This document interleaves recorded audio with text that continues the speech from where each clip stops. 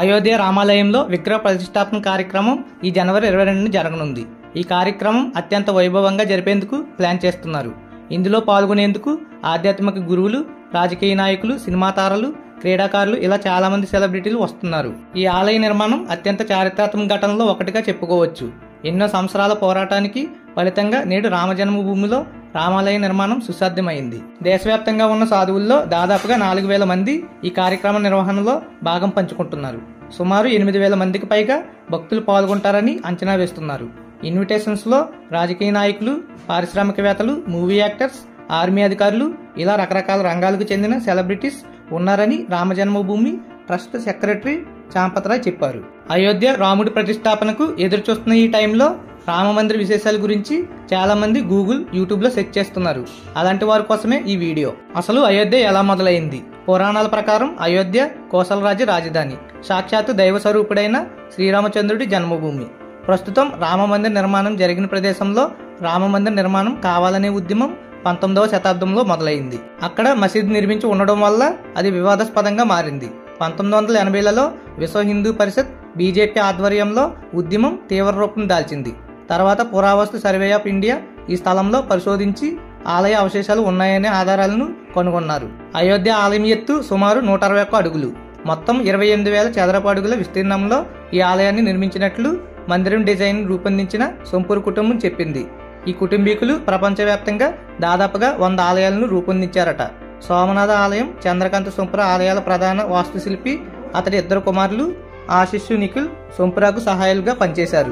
ఈ మందిర నిర్మాణ పునాదుల్లో దేశంలోని 2587 ప్రాంతాల నుంచి పవిత్రమైన మట్టిని సేకరించి ఉపయోగించారట.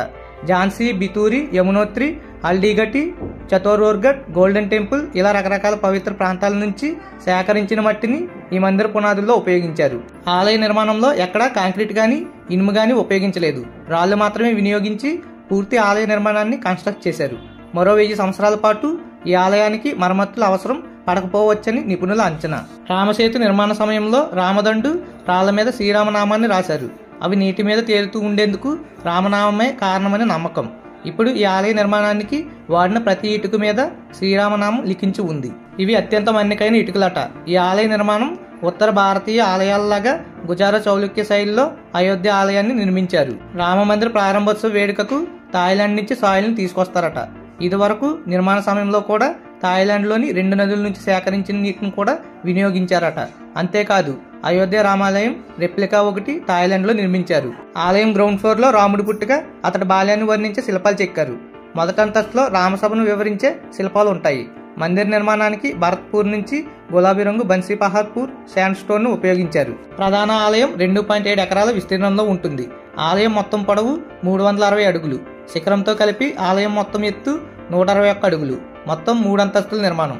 ఒక్కో అంతస్తు ఎత్తు 20 అడుగులు. రామమందిరం గ్రౌండ్ ఫ్లోర్ లో 161 విభాగాలుగా, 2వ అంతస్తు 132 విభాగాలుగా నిలువు వరుసల్లో విభజించబడి ఉంటుంది. ఆలయానికి మొత్తం 12 ద్వారాలు ఉంటాయి. ఇలా ఎన్నెన్నో విశేషాలతో అయోధ్య రామ మందిరం ఒక అద్భుత కట్టడంగా విరాజిల్లబోతోంది. ఈ వీడియో మీకు నచ్చిందని అనుకుంటున్నాను. నచ్చినట్లయితే లైక్ అండ్ షేర్ చేయండి. ఈ వీడియోపై మీ అభిప్రాయాన్ని కామెంట్ సెక్షన్ లో తెలపండి. ఇలాంటి మరిన్ని ఇంట్రెస్టింగ్ ఫ్యాక్ట్స్ గురించి నా ఛానల్ని సబ్స్క్రైబ్ చేసుకోండి. సబ్స్క్రైబ్ చేయడం మాత్రం మర్చిపోకండి. సబ్స్క్రైబ్ చేసుకున్న తర్వాత నేను పెట్టిన వీడియో మీకు వెంటనే నోటిఫికేషన్ రూపంలో రావాలంటే సబ్స్క్రైబ్ పక్కన ఉన్న బెల్ ఐకాన్ మీద క్లిక్ చేసి ఆల్ అనే ఆప్షన్ మీద క్లిక్ చేయండి. Please do subscribe.